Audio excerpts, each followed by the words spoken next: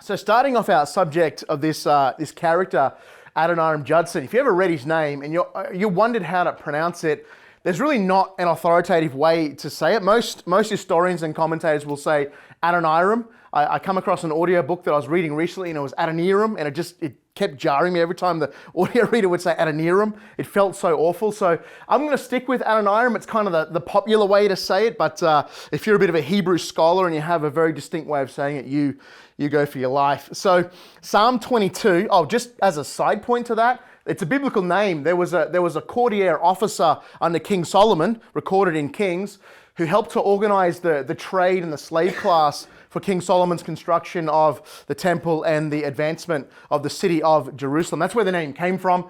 You won't find the name really outside of a couple of chapters in the books and the annals of the Kings.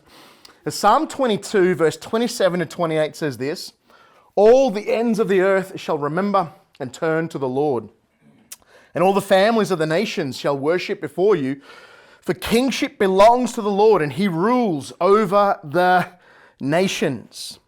Now, the subject that we're going to study tonight is this missionary. That's really the ultimate, the primary work of Judson's life, was to work as a missionary in what in the 1800s was known as the empire or the kingdom. Different historians call it different things. Of Burma. Today it's known as the Union of Myanmar, but it was and has for the longest time been known as Burma. I took a missions trip there, very small missions trip many years ago, somewhere around 2009. I mean, like 3 of us were on this team. We were covertly entering through a village and we got about 6,000 tracts distributed. Back in the day when you were not allowed to enter Burma and distributing literature of a gospel nature was criminalized and you'd be thrown away and the key would be lost.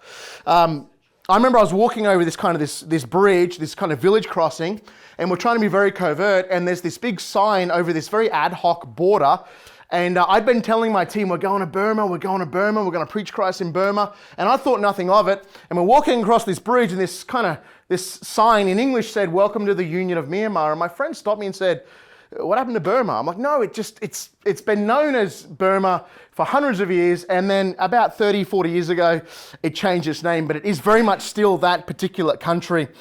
And this particular servant of the Lord, Judson, went to Burma and preached Christ. So we're going to spend a bit of time talking about his journey, his birth, his upbringing, his conversion, and how God used him in Burma to bring about the cause of Christ. Some of you will know this author's name.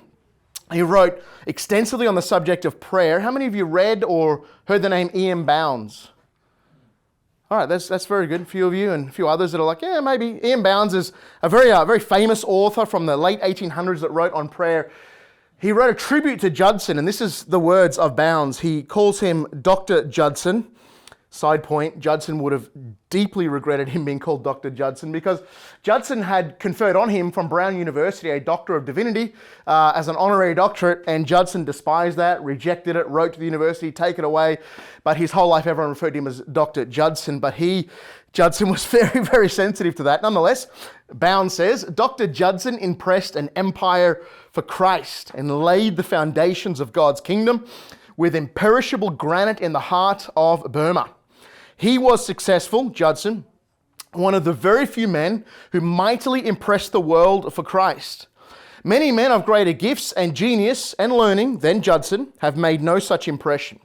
Their religious work is like footsteps in the sand, but Judson's, he has engraven his work on the adamant stone." And that's the reality of the heritage and the product of this particular servant's life. In fact, I would say, if I was to summarize the life of Judson, I would say that there never was a life lived since the apostles themselves which exhibited such suffering, dedication to duty, and fruitfulness than this particular servant, Adoniram Judson. That's suffering, dedication, and fruitfulness.